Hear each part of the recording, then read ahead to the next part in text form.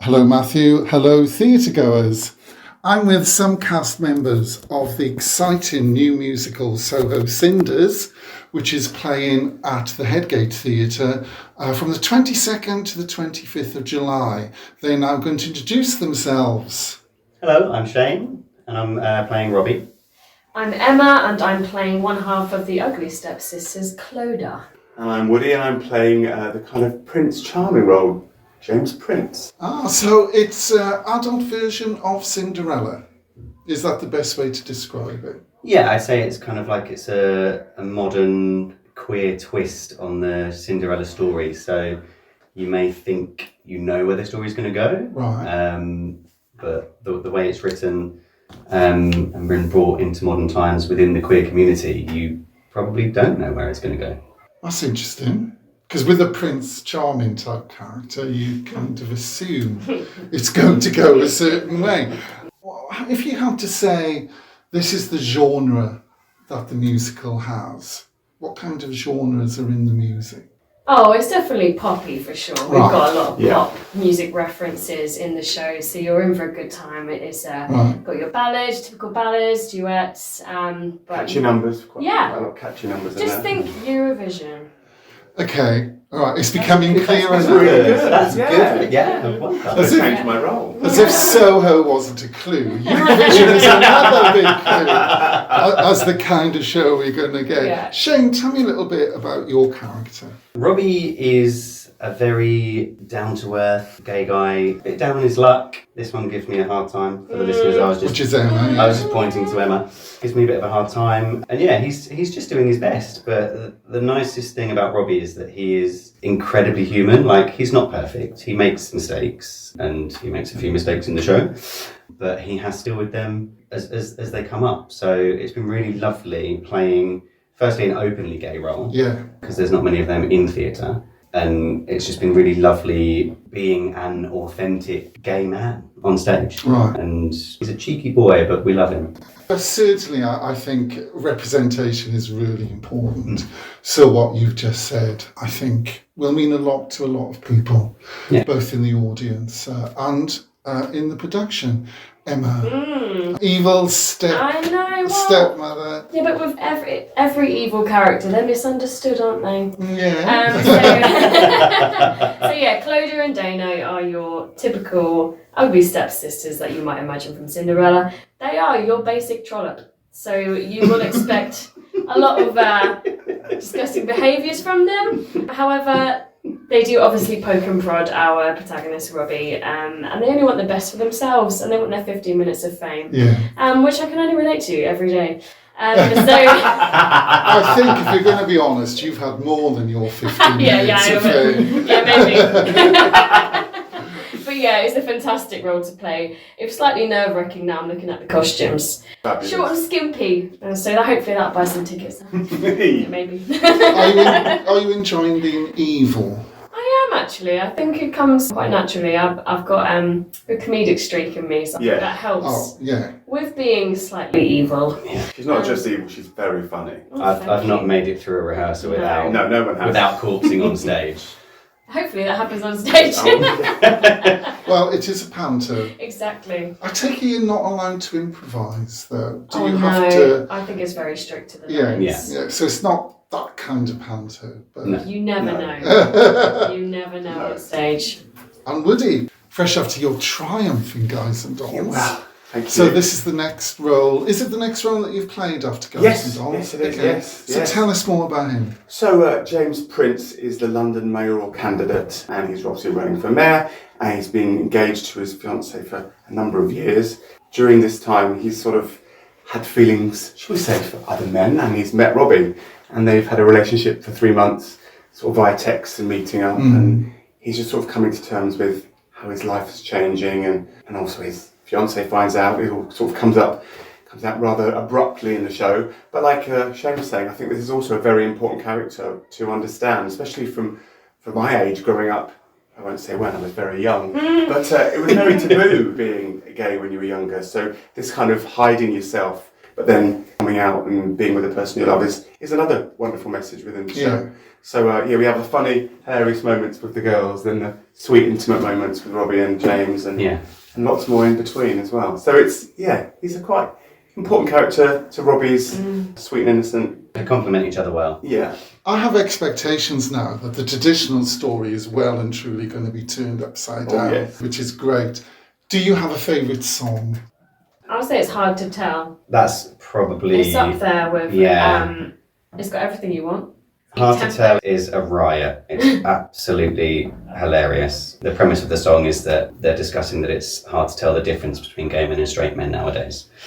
There's lots of puns, there's lots of innuendos, and it is really funny. That's mine. Yeah.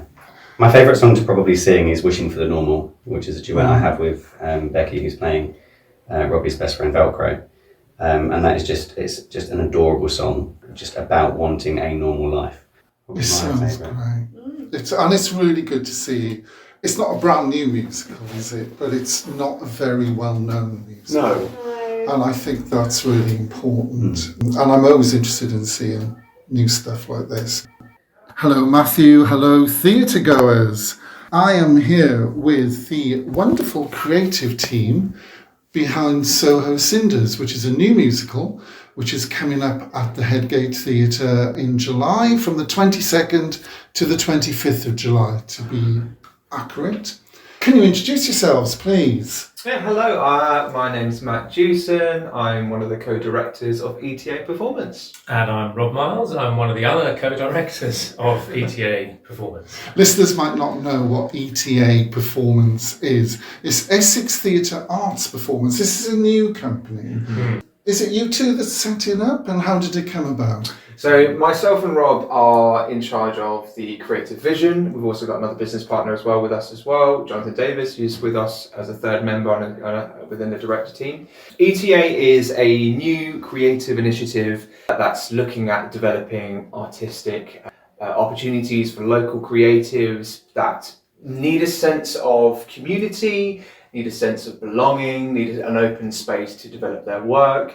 And this spans across pretty much from early teens to way beyond adulthood as well. So it's kind of looking at a real multi-generational, intergenerational opportunity for local people to come and just try things out, and also try things kind of against the grain. So that's something that we're really keen to do, is look at musicals, particularly looking at, we're doing Soho Cinders, which is a musical that people might not necessarily have heard of, but there are so many gorgeous pieces of work that aren't having the opportunity to be put on. And one of the biggest things for us is to put together those types of things. And we also have a second strand to the business, a little hub really of doing productions and education. So we're very passionate about the training ground, and that is something that we're building to, and we're starting with a summer school this year that's focusing on people who are serious about performance in musical theatre between the ages of 14 and 19, and they could be people that know they're going off to go and do a degree or a foundation course, or they could know they want to audition for one of those eventually. Or they could just be starting out doing GCSEs or A-levels or diplomas. And that's what this course in the summer is designed for, is to really hone in on developing those skills and that confidence level. And then we have plans in the future to build a whole educational suite. Well, this sounds brilliant. Yeah. And you're starting off with Soho Cinders. What appealed to you about this musical, and why did you select it? I think there are so many adaptations of Cinderella out there, and particularly when this was brought to me, so Rob brought this forward to me about a year ago, and having a look at the musical, what really struck me was that it's an incredibly human story. It's a queer story. It's about love, it's about community, it's about a sense of identity as well, with two characters that are on very different journeys but fall in love and find each other towards the end of it. It has got everything you need in a musical. It has the Cinderella story, but not quite like how you would experience it. So it's so incredibly unique as an adaptation of the story. So it's definitely worth, for anybody that has booked a ticket, amazing. If you haven't, please come and see it because it's brilliant. And musically, it's just so fun. I can remember vividly one afternoon just mowing the lawn with my earpods in and just going over and over again on one particular track of this and going, we have to do it. We have to bring this to a space in Colchester. And it's great. It's what you expect from MT, as you say. 1 minute it can be funk, 1 minute it's another lovely MT ballad. There's full-on huge heart behind all of the ensemble singing, and it's great. It's a wonderful ensemble piece. Well, it sounds like a show that deserves to be known more. I did interview some of your cast separately, and one of them described it as Eurovision. I know exactly which song and they mentioned a specific song that they love. What have been the challenges, if any, during the rehearsal process? Well, I think all rehearsals come with a challenge, don't they? Sometimes it's having so many possible options of how you actually, cast it, what kind of vision you go down. So it's playing with that. A good challenge, I think, is we've chosen to use the Headgate Theatre, and naturally by its smaller size, that makes us have to find something that's slightly more contained and a little bit more imaginative with how we're doing it. And Matt's very much approaching that from a kind of fringe aspect, which is really interesting. And certainly musically, we have a 5-piece band, but we have additional music at the side of that as well to kind of swell the size of it within a smaller setting. I think in terms of my directorial style has been I've been directing for like nearly 10 years now, but I think the one thing I always look for is where can I create something environmentally unique in whatever space that we're performing in. So, and I've been lucky enough to direct at the Headgate a few times. Actually, the first time I directed here I was 18 and I did art. And so it's really nice coming back here to have the opportunity to put something in, particularly with Soho Cinders, where there's opportunities to really make it unique.